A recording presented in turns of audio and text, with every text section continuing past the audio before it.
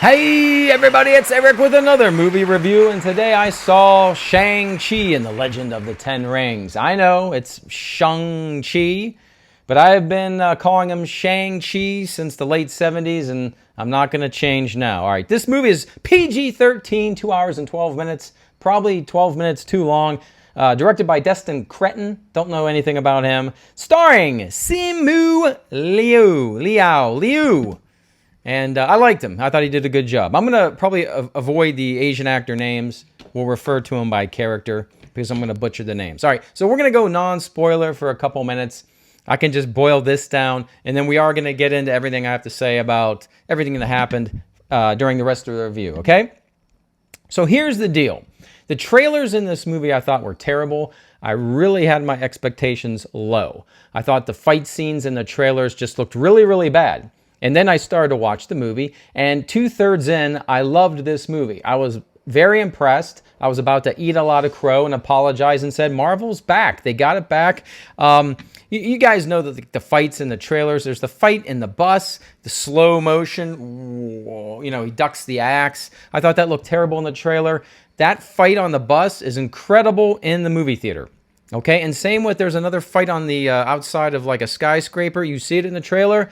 Looks like, generic stuff. In the theater, it was awesome. So 2/3 in, I'm like, this is an A-, B+ movie. I loved it. I loved the chemistry between the characters. I even liked Awkwafina. She wasn't annoying me. I thought they had a good thing going. The daddy, Wen Wu, the Mandarin. Here he is right there. I liked him. I thought he was interesting and intense. Everything was so good. And then the last third of this movie, they go to some weird dimension, this other land, and it's nothing but like kaijus fighting, bad special effects. Everything's happening. I am tuning out. I don't care. You know, we're losing everything that we built. You know, the family drama, the good kung fu, and the good martial arts. All that's out the window for just a bunch of computer-generated nonsense. Nothing made sense. It was terrible. This movie did not stick the landing. It crashed and burned. It ruined the whole movie for me. So where I loved it, I can do without it now. And I would not buy this at all. And I'd probably wait for Disney Plus if I were you. So there you go. That is my non-spoiler review.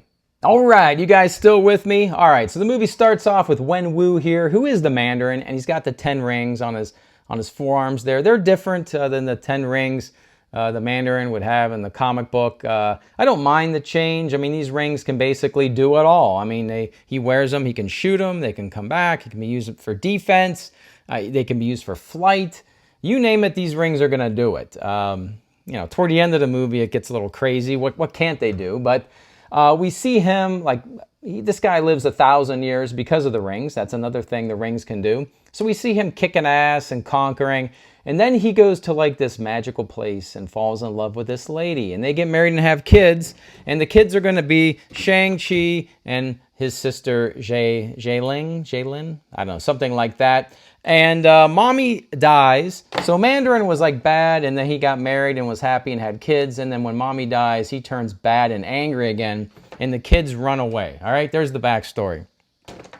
So we go to San Francisco, and Shang-Chi is hanging out with Awkwafina, and they're parking cars. And again, Awkwafina did not annoy me at all. That she was legitimately funny. I did laugh out loud. It wasn't too forced. And I thought Shang-Chi here, or Sean, he likes to go by Sean, I thought he was good in the part. He could play the average guy very well, and the hero, and carried the martial arts off very well.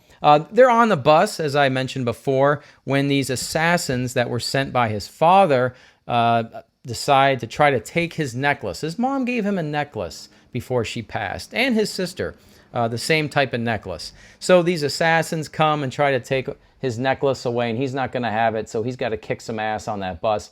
And it was a really, really good scene, but the assassins do take the necklace. And particularly the assassin played by Drago's son in Creed 2, and the name is completely escaping me, but he's got the blade for an arm, which that was in the Shang-Chi comic book, a guy with a blade for an arm, for like one issue, I think. So they take the necklace, And Shang-Chi is worried because he's like, you know what? They came after me for my necklace. They're going to be coming after my sister. So I got to go find my sister and warn her. And he thinks he got a postcard from his sister. It's just a big trap. But he's going to go to Macau to find his sister. And when Shang-Chi gets to Macau, we find out that his sister has sort of the crime syndicate gene, and she's running like an illegal street fighting club or organization. And we see right away that the Abomination is fighting Wong from Doctor Strange. But not maybe real fighting, it's like fixed fighting. So like Wong and the Abomination are friends. They don't really explain it, and I'd like it explained. It seemed to me when Wong is going through the portals that he gets the Abomination out of the raft. It looked like the raft. Let me know in the comments what you guys think. And then like he borrows the Abomination to do like illegal street fighting and make money on it. I don't know, but it was very entertaining. And this is where I was like really getting invested in this movie.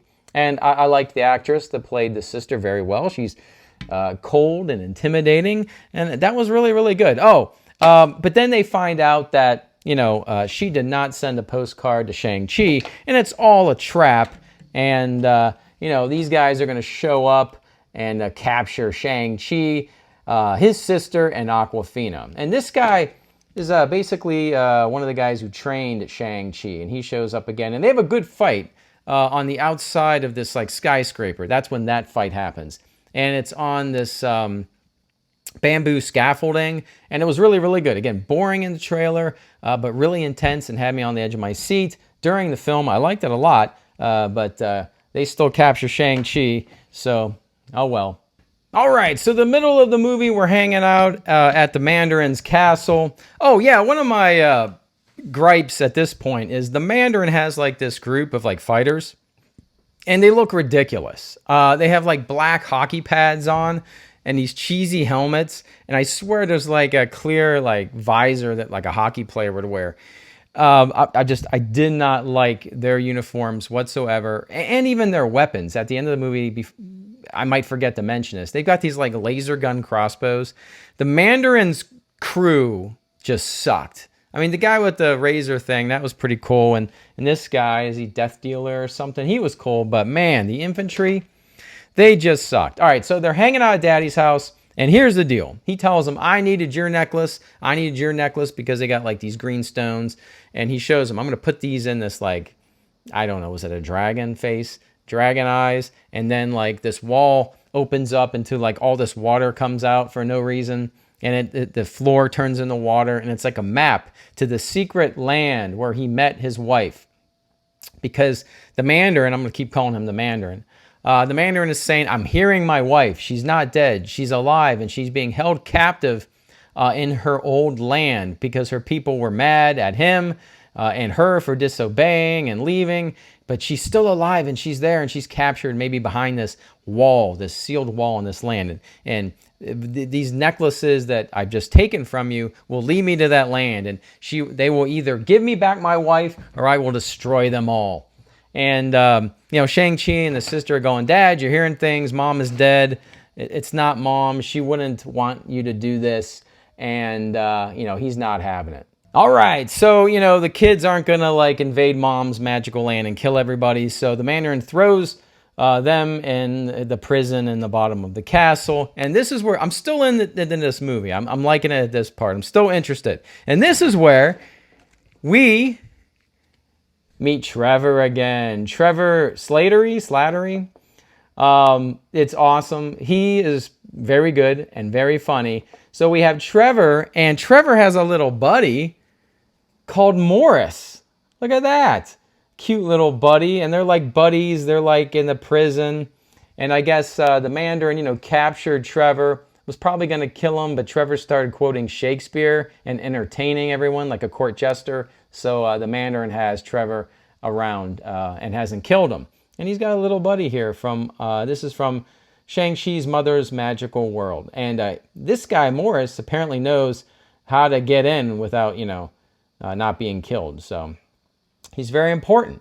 All right, so I'm still invested in this movie. I'm in it to win it. So we've got this new team. We got Trevor, We got Shang-Chi, we got Aquafina, we got Jay Ling, I don't know. And we got Morris here. And Morris knows the way into Mom's magical land through the forest, so the forest doesn't kill you. And they're going into this forest and they get to this magical land. At first, they're not welcome. Then they're welcome because they meet their mom's sister. And they train and all that good stuff. And they get their dragon scale armor. And they learn that their mother is not there like they thought. But behind this, like, there's this sealed cave. It's massive.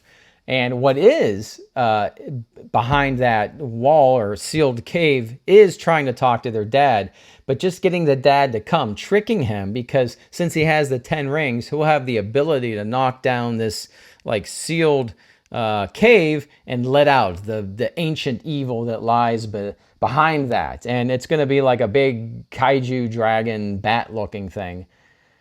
And this is where the movie starts getting crappy. So we have a couple battles here. The first battle is that the Mandarin shows up and fights the villagers. And again, we got like the guys in the cheesy hockey pads fighting the villagers.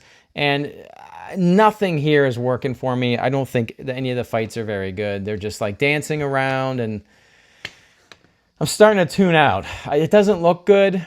It's not a very good fight. It's not a personal fight. And then the Mandarin is going to make his way to the sealed cave and start to hit it with his rings, and these bats are going to start flying out, and Shang-Chi is knocked into this lake that separates the village from this sealed gigantic cave opening, and he's just like falling and drowning, and the Mandarin left him to drown, I guess.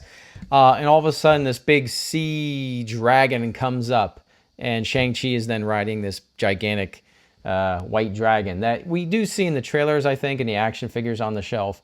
And it kind of reminded me of the Never-Ending Story for a second. And then my brain, honestly, is getting fried at this point. So the bad big dragon does get out, and he's got these little mini bats that are like soul suckers. And the big dragon, the evil dragon, is like a giant soul-sucking bat. And he just wants to suck souls. And they sort of tell you that, like, well, if we don't stop him here, he's going to leak out into our dimension. So the attempt is to try to get us invested in this fight, but it doesn't work. I don't care. And just things are flying. And Shang-Chi and the Mandarin, when they were fighting, rings are flying everywhere. And apparently Shang-Chi can control his father's rings, like take them off him or something. Nothing's making sense. People are flying around everywhere. The fight finally ends, thank God, when Aquafina, who just learned how to shoot bow and arrow that afternoon, pulls like something out of The Hobbit, where the guy of Lake Town, makes that miracle shot and hits the big evil bat dragon in the neck, causing him to die like immediately, I think, right? Yeah. And so basically Aquafina saves the day now that I think about it. And we're left with Shang-Chi getting the 10 rings. And there you go. He's got the 10 rings and there's no more Mandarin. So, yeah. All right. So after that visual effects fiasco of things that don't make any sense, there are 2 post-credit scenes that actually got me a little more interested in what was going on. The very first one sort of sets things up moving forward. We have Shang-Chi and Aquafina. Aquafina is always with Shang-Chi. You can't separate these two. And they're with Wong, and they're analyzing the 10 rings. And on hologram, like a Star Wars hologram, we have Bruce Banner and Captain Marvel. And they're all like looking at the rings and going, yeah, we've never seen anything like this before. And they zoom in on the ring, and the rings are pulsating, and they go, oh, that's like a beacon. It's calling something. So they don't tell you what it's calling. I'm thinking, oh my God, are they going to make the 10 rings call Galactus? Or I don't know. I don't know what the MCU is doing at this point. Things are so whacked out and not like the comics. Who knows what it's calling? Silver Surfer? Sure. I don't know. The Eternals? Maybe. I don't know. So I think it's weird that like Shang-Chi, though, is now in possession of the 10 rings. So is he going to use the 10 rings, or is he going to like, oh, I'm not going to use them. I'm just going to use my martial arts skill. Like, it just puts him in a weird place. I think the 10 rings should be with the Mandarin, and I don't think the Mandarin should be dead. Which leads me to my second post-credit scene. We're told that Jaylin was going to go back to her father's castle and dismantle everything. But when we get there, we see that she's sitting on her father's throne with the rings behind her. And she's training new troops. She's redecorating. And it looks like she's going to be the new Mandarin. And that'd be kind of cool. I wish she'd almost have the 10 rings, though.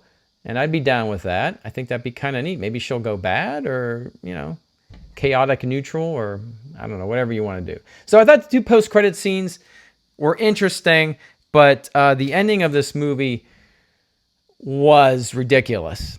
All right, so what's my final thoughts on Shang-Chi and the Legend of the Ten Rings? Again, when the movie sticks to why I came to the cinema to see personal hand-to-hand combat, the movie shines. I like the characters. I like the family drama. But when it deviates into some like Lord of the Rings thing, or I don't know what it's deviating into, some like Godzilla vs. King Kong thing, the movie falls apart and I zone out. I also, I'm not sure where we're left. I mean, Shang-Chi now has the 10 rings.